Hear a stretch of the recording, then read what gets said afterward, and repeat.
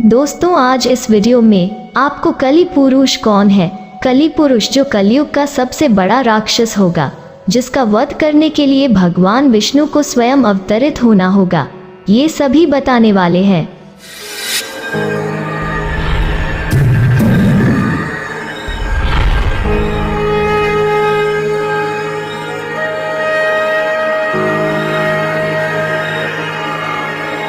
कली पुरुष के जन्म के रहस्य को जानने के लिए हमें इस सृष्टि के रचना स्रोत के समय में जाना होगा, यानी सतयुग में। एक बार ऋषि दुर्वासा इंद्र देवता से मिलने स्वर्ग लोक गए हुए थे, परंतु इंद्रदेव वहां नहीं थे। वे किसी राक्षस का वध करके अभी स्वर्ग लोक लौटे हुए थे। तब दुर्वासा ऋषि ने उनके स्वागत के लिए फूलों की माला दी, लेकिन इंद्रदेव अपने जीत के धुन में मग्न थे।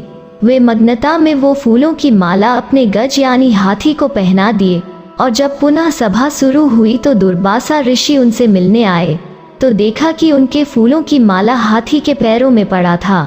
यह देख दुर्वासा ऋषि को क्रोध आ गया और उन्होंने श्राप दे डाला कि जिस ऐश्वर्य में तुमने मेरे उपहार का अपमान किया, वो ऐश्वर्य तुमसे छीन जाएगा। उसके बाद धन और मान की हानि होने लगी, देवता कमजोर होने लगे। तब सभी भगवान विष्णु के पास पहुँचे। भगवान विष्णु ने उन्हें समुद्र मंथन के लिए कहा और बोला कि आप लोगों को पुनः पहले जैसा होने के लिए क्षीर सागर के अमृत की आवश्यकता पड़ेगी। लेकिन देवता कमजोर थे, इसलिए इंद्रदेव ने असुरों के राजा बलि से समुद्र मंथन के लिए मदद मांगी। पहले तो राजा बलि ने देवताओं को मना कर दिया, क्योंकि उनको शक था कि देवता असुरों के साथ छल करेंगे। परंतु शुक्राचार्य के कहने पर राजा बलि इस शर्त पर तैयार हुए कि जो भी समुद्र मंथन में निकलेगा उसका बंटवारा होगा। शर्त पूरा होने पर तब मंदराचल पर्वत को गरुड़ देव ने अपने चोंच में उठाकर क्षीर सागर में रखा और सर्पराज बासुकी को उस पर्वत में लपेटकर रस्से के रूप में लिया गया। राक्षस गण बासुकी नाग के मुख की ओर और देवता पूंछ की ओर लगे थे, परंतु मंथन हो नहीं पा रहा था, क्योंकि मंदराचल पर्वत का आधार घूम नहीं रहा था। तब भगवान विष्णु जी ने कच्छ यानी कछुए का अवतार लेकर मंदराचल पर्वत को अपने पीठ पर रखा। इस प्रकार मंथन की शुरुआत हुई। उसमें से बहुत सारे कीमती आभूषण के साथ पहले हलाहल नामक तेज विष निकला। भगवान विष्णु को इस विष के बारे में पहले से ही पता था। वे देवताओं को इस बारे में पहले इसलिए नहीं बताए थे, क्योंकि वे जानते थे अगर उन्हें बता दिया तो वे विष के कारण देवता इस मंथन को नहीं करेंगे, इसलिए उन्हें सिर्फ अमृत के बारे में बताए थे। अब चूंकि हलाहल विष निकल गया था और सभी इसके वेग से मूर्छित होने लगे थे, परंतु शर्त अनुसार इसे आधा देवता तथा आधा असुरों को पीना था। परंतु दोनों में हलाहल विष के इस तेज को सहने की शक्ति नहीं थी। फिर भगवान भोलेनाथ ने भगवान विष्णु के कहने पर विषपान किया, परंतु इस विष के तेज से भोलेनाथ भी जलन से प्रभावित होने लगे। तब शक्ति रूपी देवी पार्वती ने उस विष को अपने हाथों से भोलेनाथ के गले में ही रोक दिया। इस विष के प्रभाव से भोलेनाथ का कंठ नीला पड़ गया। तब से भोलेनाथ का नाम नीलकंठ पड़ गया। परंतु इस क्रिया में विष की एक बूंद राक्षस कली के में मुख में जा गिरा और कली का शरीर खत्म हो गया। और फिर आगे जब मंथन हुआ तो उसमें से कामधेनु गाय निकली, जिसे ऋषियों ने रखा। उचेशव अश्व को राजा बलि ने ग्रहण किया।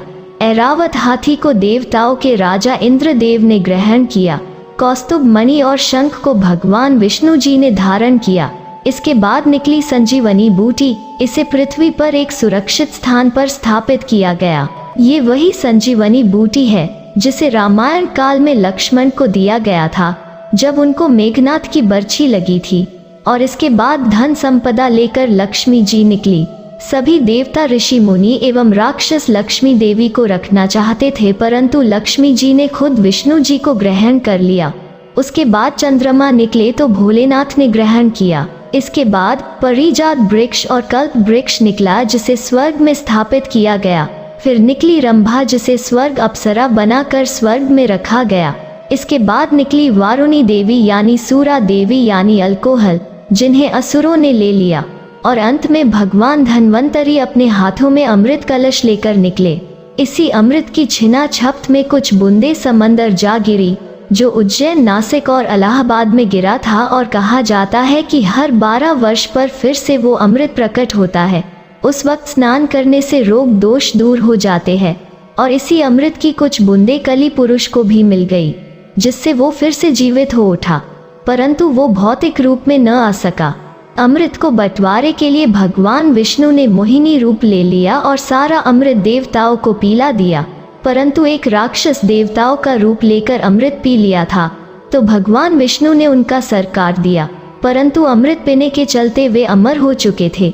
कटे शरीर और सर का नाम राहु केतु रखा गया, इसलिए राहु और केतु अब भी पिंड यानी ग्रह रूप में जीवित है। कलयुग के अंत में कली पुरुष भौतिक रूप में आ जाएगा। कली पुरुष अभी भौतिक रूप में नहीं आया है, परंतु वो अपनी शक्तियों से इंसान पर काबू पा सकता है, और कलयुग के अंत में वो भौतिक रूप में भी आ जाएगा। तब वो पाताल लोक से आसुरी शक्ति को आजाद करके इंसानों पे राज करेगा। तब भगवान विष्णु का कल्कि अवतार होगा, जो 64 गुणों से लिप्त माहिर योद्धा होंगे, जो अब तक के सबसे शक्तिशाली राक्षस कली पुरुष से लड़ेंगे और इंसानों को उसके प्रभाव से मुक्त करेंगे। परंतु इस युद्ध में कली पुरुष के तरफ से इंसान भी लड़ेंगे, क्योंकि तब तक धर्म पूरी तरह नष्ट हो जाएगा। इंसान भगवान को पहचान नहीं पाएंगे, परंतु अंत में सब ठीक हो जाएगा और सतयुग का प्रारंभ होगा। अगर आप जानना चाहते हैं कि भौतिकी रूप क्या होता है, तो हमारे चैनल से जुड़े रहे, क्योंकि आगे आने वाली वीडियो इसी के ऊपर होगी।